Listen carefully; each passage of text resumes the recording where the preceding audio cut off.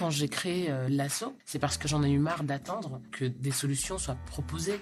Comment préservons-nous les ressources naturelles? Comment on partage les richesses? Comment on peut se soigner convenablement? Comment on peut se chauffer convenablement? Parce que ça nous est insupportable de voir à quel point votre naissance conditionne toute votre vie future. Une société égalitaire, c'est une société dans laquelle on vit mieux. C'est maintenant qu'il faut faire, avec les acteurs qui sont quotidiennement sur le terrain.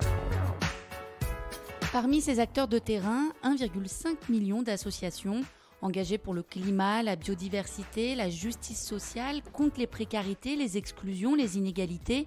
Elles œuvrent quotidiennement pour une société plus juste et plus fraternelle. Elles interpellent, elles soutiennent, elles mobilisent, elles font aux côtés de 12 millions de bénévoles.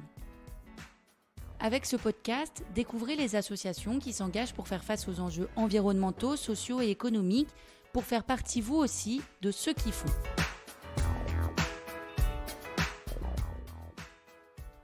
Les comportements individuels ont une importance, certes relative, on y reviendra, mais réelle dans la lutte contre le réchauffement climatique. On cite souvent le chiffre de 25% avancé par Carbone 4. En gros, si tous les citoyens avaient un comportement héroïque, je ne sais pas trop ce que ça veut dire héroïque, mais on réduirait l'empreinte carbone de 25%, donc d'un quart. Donc en gros, on peut dire que les comportements individuels jouent pour un quart dans la réduction de notre empreinte. Alors, on va se demander sur cette scène comment impulser ce changement auprès de la population. Et Camera Vezic, tu as monté une association qui s'appelle Pic Environnement et qui propose des ateliers d'éco-citoyenneté de manière populaire. On va essayer de remonter déjà au début, à la naissance de cette association. Remontons dans le temps, nous sommes en 2009 en banlieue parisienne et avec des amis, des mamans engagées, tu décides de monter une association autour du développement durable. Qu'est-ce qui vous est passé par la tête à ce moment-là? On est en 2019, l'écologie n'est pas forcément au centre des débats. Qu'est-ce qui vous est passé par la tête avec tes amis Caméra? On est une asso de mamans, ça change un peu. Effectivement, comme l'a dit Théo, on s'est créé il y a 15 ans. Donc il y a 15 ans, il y a peut-être certains d'entre vous qui n'étaient même pas nés. En tout cas, en tant que maman, on se disait, comment est-ce qu'on va faire, nous, avec nos gamins? Donc voilà, c'est né comme ça. Et maintenant, ça s'est super développé. On est en région parisienne, mais on espère bientôt être partout en France. Bientôt. Dans quelques mois, quelques années. Voilà, en tout cas, le mouvement se développe.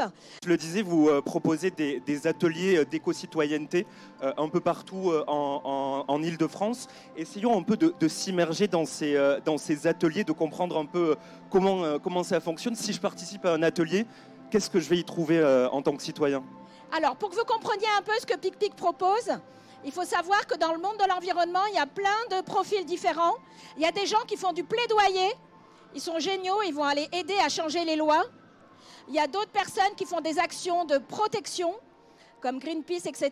Ils vont protéger des forêts, protéger des espaces verts, etc., etc. Nous, on est dans la partie éducation. Éducation, ce n'est pas l'école. C'est ce qu'on appelle l'éducation populaire, éduquer le grand public. Donc si vous venez avec nous sur des événements ponctuels comme les festivals, sur des ateliers comme l'a dit Théo, sur des formations, le but c'est que vous appreniez des choses. Nous, notre seule cible, c'est les citoyens, adultes, jeunes, tous les citoyens, parce que vous ne le savez pas, mais vous pouvez changer le monde. On dit toujours que on est limité, c'est pas moi, c'est les entreprises, c'est pas moi, c'est les autres qui peuvent faire. Mais sachez que vous avez un pouvoir, mais incommensurable. Il est dans votre poche. Dans votre poche, c'est votre portefeuille. Vous avez 2 cartes dedans. C'est quoi les cartes qui vont changer le monde? La carte bleue, vous pouvez changer le monde avec votre carte bleue. Et la deuxième, c'est votre carte électorale. Vous pouvez aussi changer le monde avec votre carte électorale.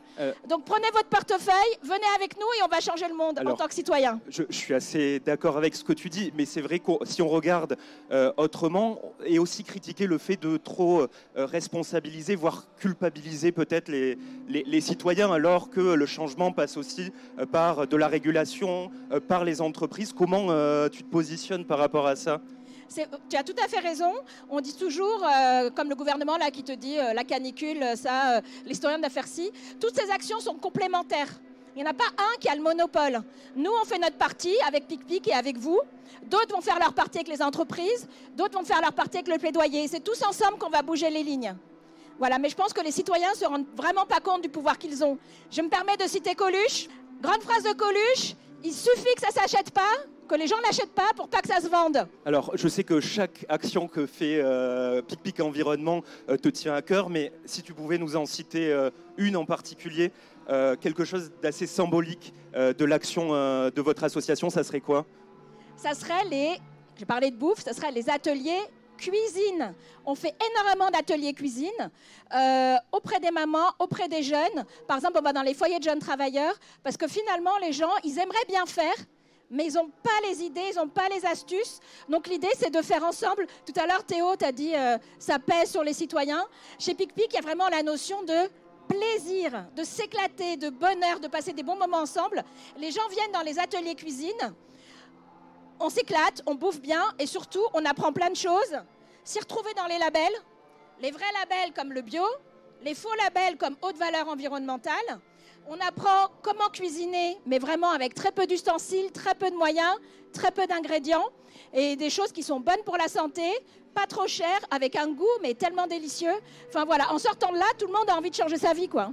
Et tu disais tout à l'heure que vous visez tous les citoyens, mais vous avez quand même un focus sur les quartiers populaires. Ça vous tient particulièrement à cœur. Pourquoi, selon toi, c'est important de faire de l'éco-citoyenneté populaire? Nous, on vient des quartiers populaires.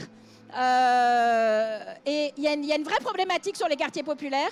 Ce sont les quartiers qui émettent le moins de carbone, de GES, ceux qui polluent le moins. Mais parallèlement, ce sont les quartiers qui se prennent tout dans la gueule. La pollution, la malbouffe, le moins d'espace vert, etc. Donc il y a une certaine injustice. Donc nous, on aime beaucoup faire des ateliers là-bas dans les quartiers. Pas du tout pour leur apprendre, les éduquer, puisque les quartiers populaires, c'est vraiment les rois de la débrouille. Ils savent déjà faire énormément de choses, on n'a rien à leur apprendre. Mais l'idée, c'est de les aider à trouver des fournisseurs, des astuces, etc. pour les aider à s'adapter à ce changement climatique qui se prenne en pleine gueule. On va devoir s'arrêter là, peut-être en appel avant de finir.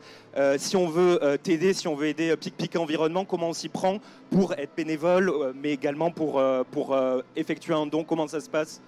Alors, vous pouvez aller sur le site PicPic, PIK.org.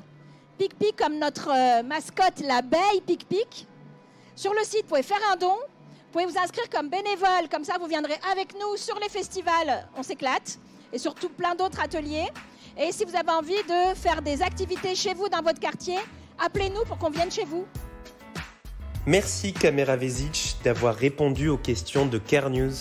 Cet épisode de Ceux qui font a été réalisé dans le cadre d'un appel à projet du festival Rock en scène auquel Care News était associé.